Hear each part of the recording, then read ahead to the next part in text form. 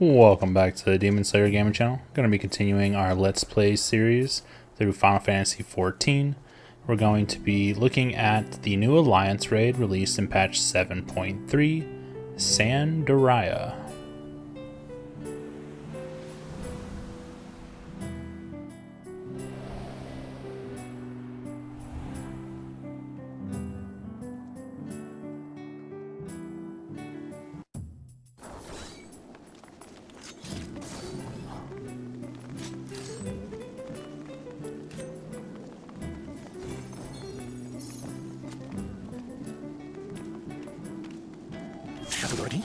Is this meant to be Sandaria? Starting off with the first three enemies here. Each of them just does raid-wide AoEs, so you just want to pick them up, AoE them down, and continue to heal through the damage that is going out constantly to the entire raid.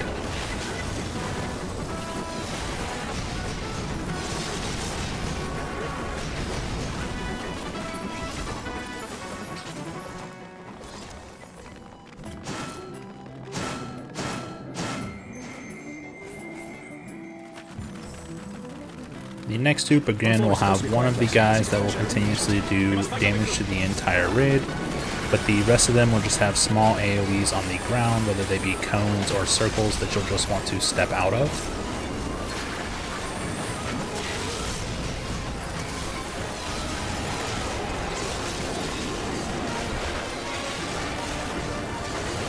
And this will bring you to the first boss, which is going to be a completely different rendition on Kieran than I think anyone was ever expecting. Anyway, starting this fight off, a lot of the times when he jumps to the center of the platform, he likes to face the south direction.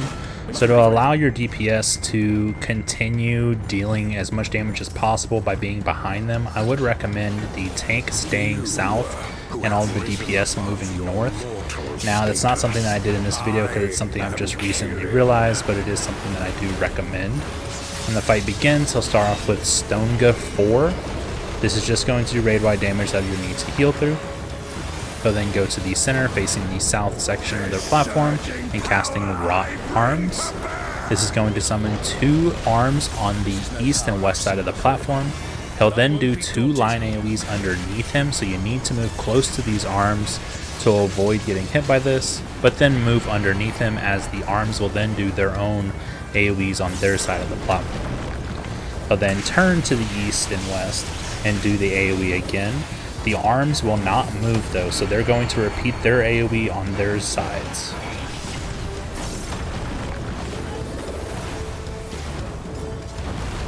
He jumps back to the center, facing the south again. He'll then do Crimson Riddle, which can have one of 2 forms. Either he'll breathe fire in front of him, or he'll raise his tail up, hitting behind him. Either way, it covers 50% of the platform, so you just want to move either in front or behind. He'll then go to the north side of the platform and begin summoning one of 4 different creatures to the battlefield. Now, for this one, I'm going to showcase the tiger that we got here, but I will add in the abilities of all of the other ones afterwards, so keep an eye out for those after the fight. For the tiger, he'll jump to one of the walls on the platform, when he'll then charge across the battlefield in a direct line to the opposite wall, and then do a large AoE on that wall. So you just want to make sure that you're not in front of the tiger when he's charging, or underneath the wall that he is charging to. While the tiger is doing this, Kieran will cast Quake. This is going to start summoning circular AoEs on the platform that you'll just want to move out of. There is always 3 AoEs at the same time. After the tiger jumps for the 4th time, then Kieran will go back to the middle and go back to his normal AoEs. He'll again cast Rot Arms, which is going to summon the arms back onto the platform. This time he'll cast Ringer, which is going to do a circular AoE underneath him, which will then cause the arms to do a donut AoE around the platform, so you'll want to move in after the initial AoE. He'll then do either striking right or striking left. It'll turn and cause him to face the direction that he is doing the AoE to, and then he will do a small AoE on his side, and then the arm that is going to cause the AoE that he is facing will do a much larger AoE. Afterwards, he'll do another Stonga 4, so you just need to heal through the party-wide AoE. and then he'll do a double ringer. This is going to cause him to do two different mechanics from the previous arm mechanics that you've seen before. They can be in any order, so you'll just need to watch what's happening and then move depending on which ones he selects. But for us, he started off with doing the circular AoE underneath him, which will then cause the arms to do their donut AoE while the boss is doing the double line AoE underneath him. After the double ringer, he'll jump to the middle and cast Mighty Grip. It's going to summon two chiseled arms, and then there will be 4 circles on the platform. Each tank needs to stand inside one of the circles, and everyone will want to DPS down the chiseled arms as quick as possible. After a brief period, then each tank will be stuck in an animation while the arms slam into the platform. This will cause a bit of damage, knocking the 3 tanks back a little bit onto the platform, and then both of the arms and the boss will begin channeling another ability. If the arms are not dead by the time this ability is done being cast, then it will instantly kill the entire group. If for some reason one of the tanks is not getting in one of the circles, anyone else can get in to save the raid. While this is happening, you'll also be dealing with raid-wide damage to the entire party. After this is done though, Kieran will jump back to the center of the platform, doing another double ringer. Know your place.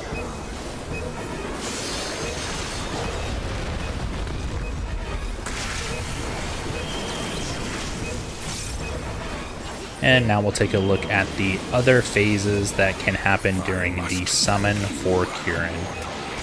Oh, guardians divine, lend me now your might. If Kieran summons the Drake onto the platform, the Drake will go towards the south side of the platform and will do a large line AoE down the center. When he does this though, the Drake is either going to turn right or turn left, so you need to see which way this is happening and then make sure that you're on the opposite side so when he swipes the AoE you won't get hit by it. During this time, Kieran will go back to the center and will cast Crimson Riddle. This will either cause the AoE in front or behind him. At this time, the Drake will reposition, doing another large line AoE down the center, along with the rotation afterwards. When this happens, Kieran will also cast Double Cast. This is going to cause circular AoEs under several party members that will stay on the ground, along with AoEs that will follow those same party members. So you have to move off the standing ones and then avoid overlapping the new ones. If he summons the Pheonix onto the platform, the Pheonix again is going to jump to the south side of the platform. It's going to summon multiple fireballs onto the platform that will grow in size, so you want to move to the opposite side of the platform as them, and then avoid standing in front of the Pheonix as it will also do a line AoE across. After he crosses the platform, he'll summon 5 more fireballs onto the platform that will again grow while the Pheonix does his dive across the platform. While this is happening, Kieran will also cast Stonega 3, which will put an AoE on all party members. The Pheonix AoEs will go off before the Stonega, so you want to get in the openings for the Pheonix and then spread out to avoid overlapping the Stonega AoEs. Lend me now your might.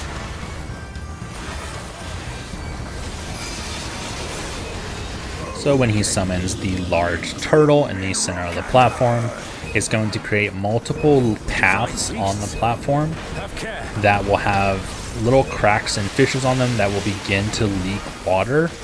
They will explode in the order that they leak water in, so you'll want to just move in between these as the explosions happen to avoid being hit by them.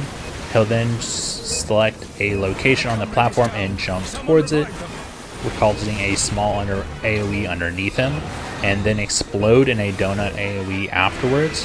While this is happening, Kieran will also do Crimson Riddle, so this is going to hit half the platform either in front or behind him with a large AoE, but that is going to be it for the 4 different summons that Kieran can do. If the fight lasts long enough, he will do a second one during the fight, but out of all the groups that I did, none of them reached that point, so you shouldn't need to worry about it.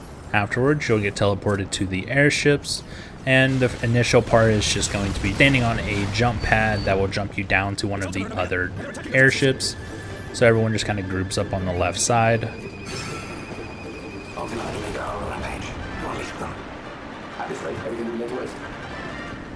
For the ads on this platform, they each have single target magic attacks, so their damage can ramp up quite quickly, so if you are tanking all of them, make sure you're using your cooldowns. They each can launch line AoEs along with some large cone AoEs, so you'll just want to move in between these as they go off.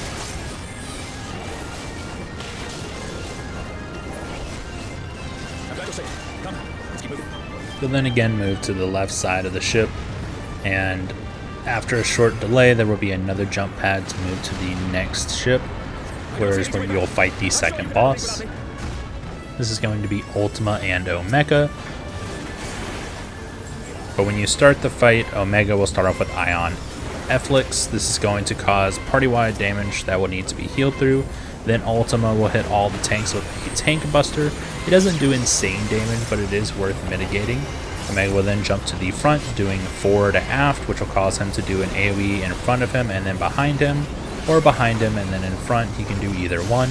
At the same time, Ultima will do an AoE on one side of the platform, which will be televised by 3 circular portals that are going to launch lasers. You'll then need to move to the west side of the platform, as an AoE is going to pull you across. You want to make sure that you're not standing in front of the ship, as that is going to cause an additional AoE. You can use knockback prevention at this time to avoid the pull completely. Once the pull happens, he'll then mark most party members with a circular AoE that you'll want to spread out to avoid overlapping. Then Omega will jump to the center, casting Surface Missile, which is going to cause 3 sets of square AoEs.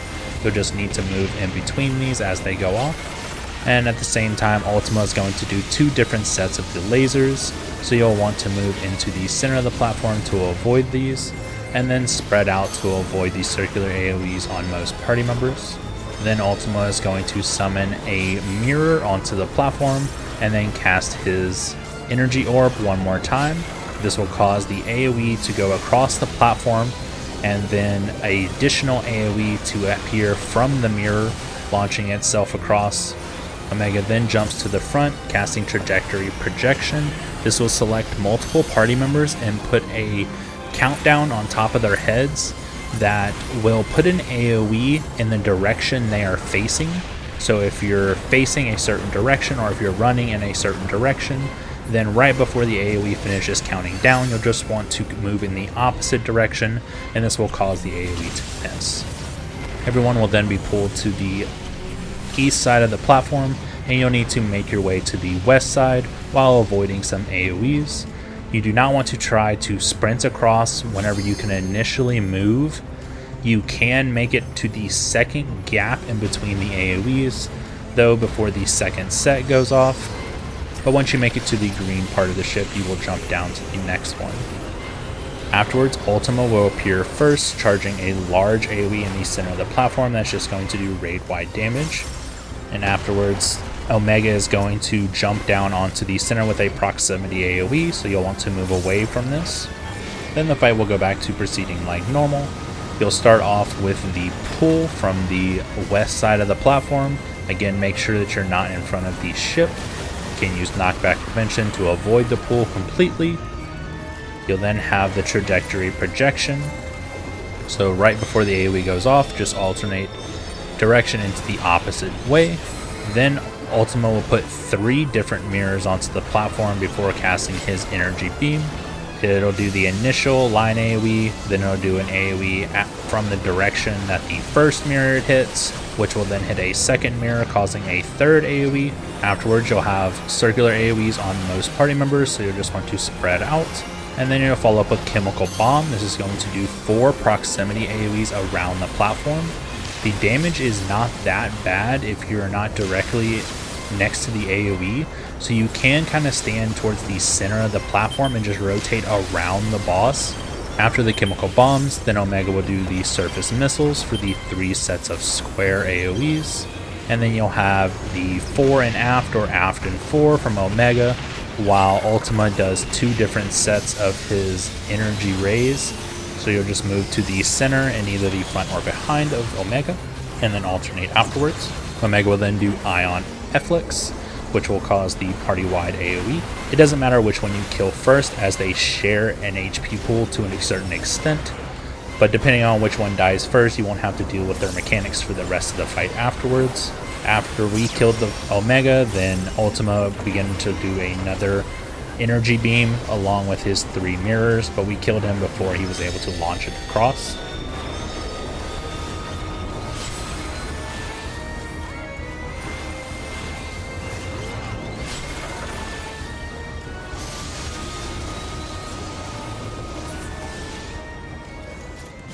So at this point I realized I didn't roll on my fending gear because it was right after the reset, so sad luck for me. For the next group of ads, the Kraken will have a sucker where he wants to pull you in and then do an AoE underneath him. You can avoid this in 2 different ways, by either using knockback prevention or by stepping far enough away that you are not pulled all the way underneath him. While this is happening, the other ads will also be doing circular AoEs. Once that group of enemies is dead, then you'll have a second set that will spawn on the west, north, and east side. So you just want to group all of these up and AoE them down like usual.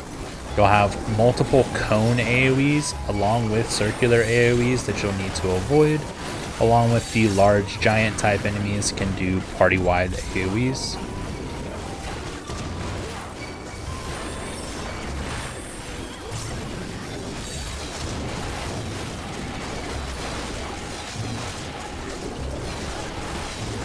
You shall find me at the site.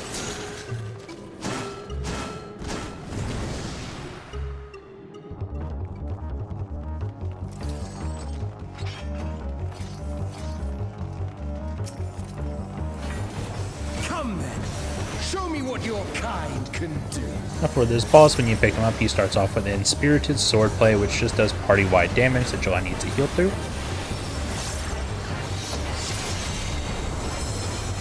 He then jumps to the center, casting Proving Ground. This is going to put an AoE underneath him that if you step into it will cause persistent bleed damage. And he'll then start casting Elemental Blade.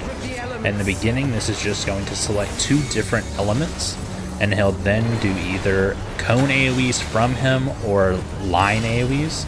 The elements that he showed are going to grow in size, so you'll want to be moving away from those 2 and in between all of the others. He'll then do Elemental Blade again, showing 2 different elements, and then doing the opposite one that he did before. So if you got the cones first, then you'll get the line second. If you got the line AoEs first, then you'll get the cone second. But again, whichever one he showed just is going to grow, so you move away from those.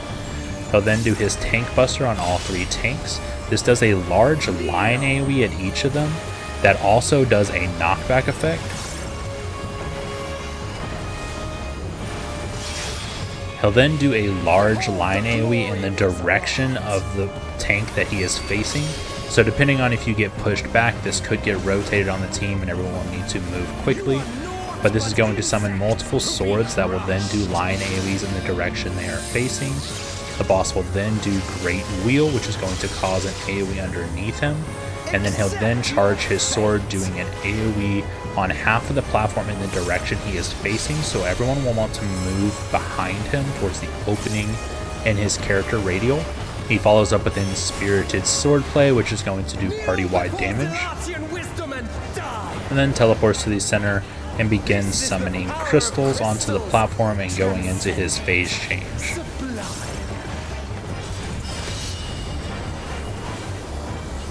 At this time, he's going to knock away part of the platform. Everyone will lose control of their character as the boss transitions into a new area where part of the platform will be brought back.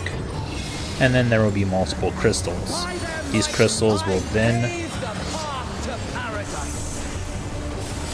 He'll then do a party-wide AoE and then cast Transcendent Union. This is going to cause each of the crystals to slam into the platform, doing a bit of party-wide damage, followed by the boss doing a big party-wide AoE afterwards, so you'll just need extra healing at this time. That you should still stand. He's then going to cast Esoteric Palisade. This is going to cause an AoE on the 3 additional platforms outside of this circle, and then summon 3 crystals onto the platform. He'll then have a element around him that it's going to showcase, and it'll begin to grow. When this element reaches the crystal of the same color, it's going to explode, causing a large circular AoE. After the first one goes off, you can move towards that crystal, and this will be a safe zone that will completely avoid the other 2. While this is happening, there will be multiple circular AoEs that you'll need to avoid overlapping.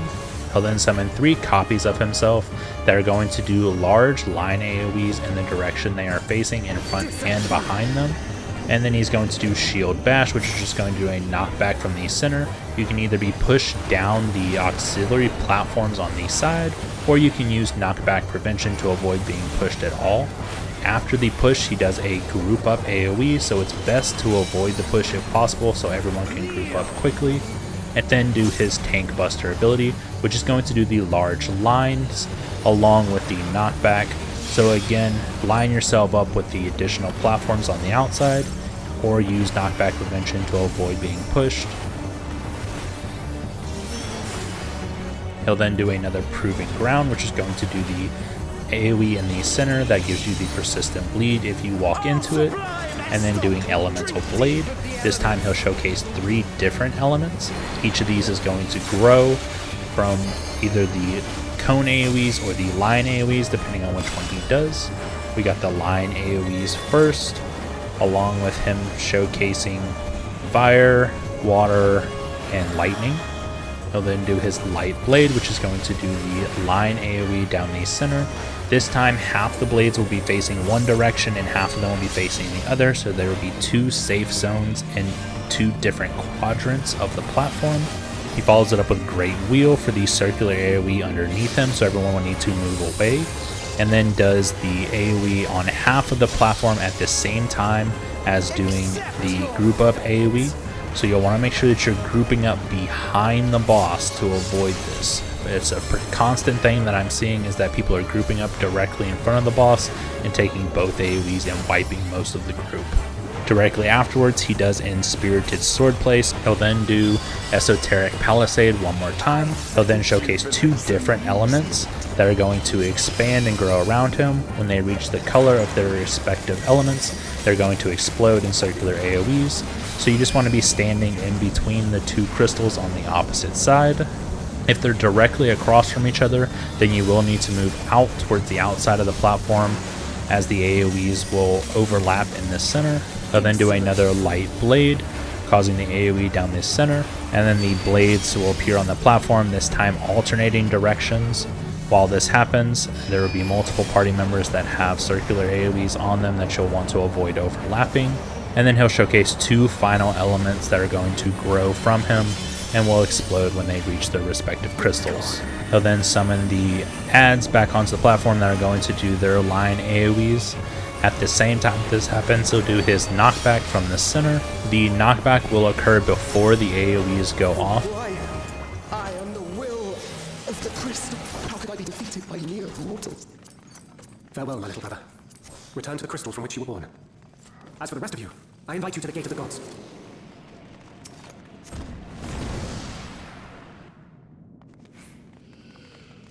You have the privilege of walking within the heart of Tulia. Do not disappoint me.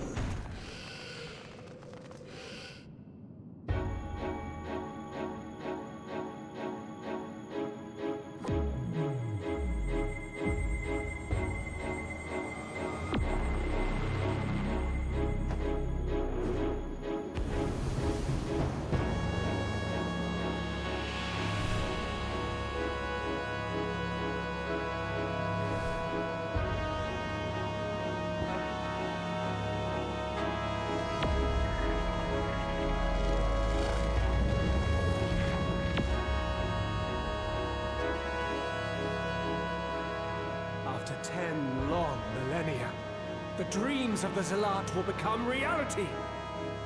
Your time ends now.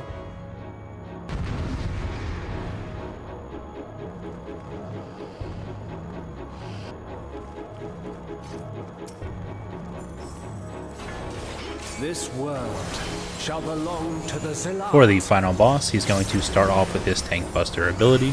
This is going to do a large circular AoE on all of the tanks, so you want to make sure that you're spreading out and not hitting the rest of the group with these. He'll then do Chrono Sling. This is going to do either a donut AoE around him like we got, followed by an AoE on half of the platform. If it's in more of a spherical shape around the boss, it'll do a circular AoE underneath him, followed by an AoE on half of the platform. He follows it up with Imperial Vortex. This is going to do multiple sets of AoE that'll hit the entire group, followed by circles on the platform that you'll want to avoid standing in, along with circles on several party members that you'll want to avoid overlapping. He'll then follow up with the alternate Chrono Sling, depending on which one you've already seen. Round and round they go.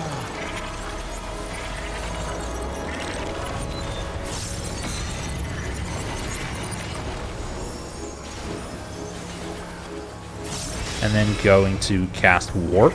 This will make him teleport to one side of the platform, and then do a large AoE across the entire platform from where he is. If you are hit by this, it will put you to sleep, which is removable by your healers, so you want to make sure that you're cleansing this quickly if anyone is hit. He'll then jump back to the center, casting Gaia Stream. This is going to do 4 different sets of moving line AoEs. He'll follow up with Omega Javelin. This is going to mark several party members with circular AoEs that you'll want to spread out to avoid overlapping. These will leave persistent AoEs on the ground that will explode again a moment afterwards.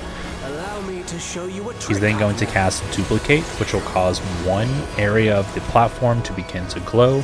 It's going to then showcase that it's going to grow in every direction, causing the AoE to explode a bit afterwards in 4 different directions.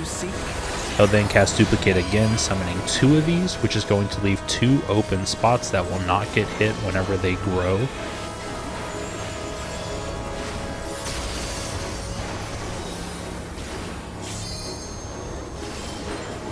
He'll then teleport to the center, casting Excelsior, and this is going to remove the glowing part of the platform, so you'll have to deal with this for the rest of the fight, along with taking everyone out and making them go through the phase shift.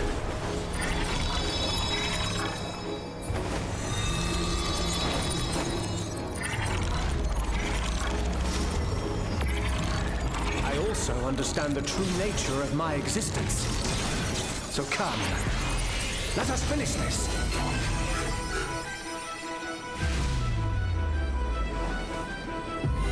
I will illuminate you and make this world ours.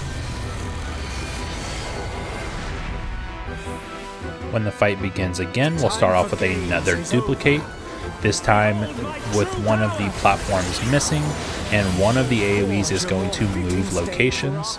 So there's only going to be one open square that will not get hit with AoEs, so you'll need to find that one and move on to it before the AoEs happen.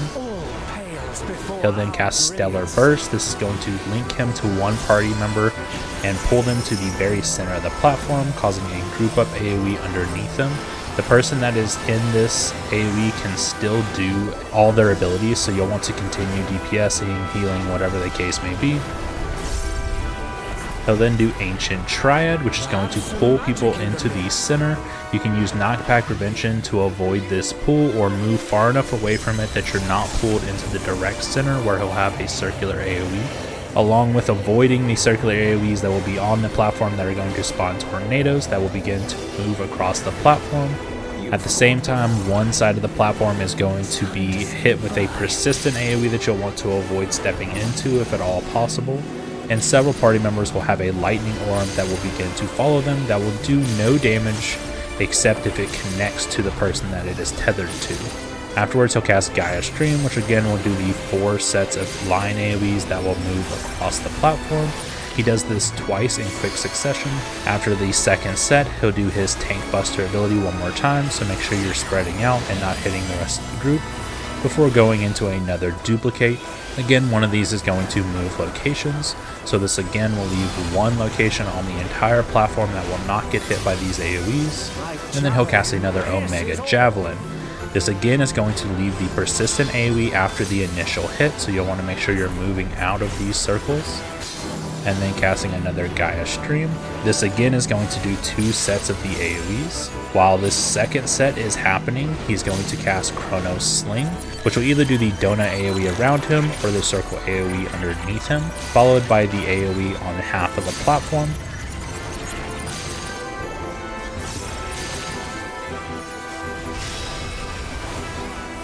And then he's going to do another Stellar Burst, which is going to pull one party member into the center, where you'll want to group up to split the damage.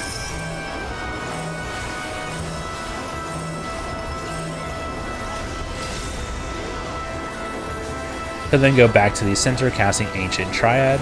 This time it was a proximity AoE from the center of the platform, so instead of moving away and avoiding being pulled in, you had to move away to avoid the damage from the center. He'll then do another AoE directly underneath him, which will expand into 2 different donut AoEs, so you'll need to move in between these as they're going off. At the same time, you'll be dealing with the lightning orbs that are following people and one half of the platform that is cut off. He'll then do Duplicate, and then followed by Imperial Vortex, which is going to cause party-wide AoE, along with AoEs on the platform, along with several party members having AoEs that you'll want to avoid overlapping, and then doing another Warp, so you'll want to get behind him as quickly as possible to avoid the Sleep Go. If anyone is hit, then make sure that you're Esuna and off the sleep as quick as possible, and he'll follow up with Omega Javelin, so you'll want to spread out to avoid overlapping, and then move out of the AoE. He follows this up with another Chronos Sling, so you'll either get the donut AoE or the circular AoE, followed by the AoE on half of the platform. And that should be it for Sandariah. I hope this helped everyone out. If it did, please make sure to like the video and subscribe to the channel, and I will catch you on the next one.